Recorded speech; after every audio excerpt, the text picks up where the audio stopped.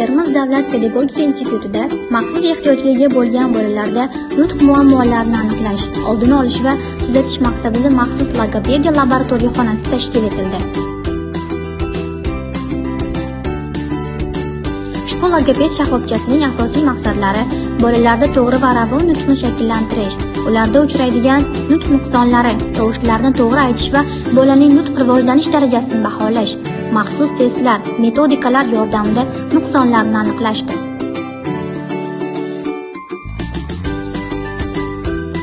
Qadrli ota-onalar, agarda sizning farzandingizda nutq bilan bog'liq muammolar mavjud bo'lsa, albatta bizning logopediya markazimizga murojaat qiling.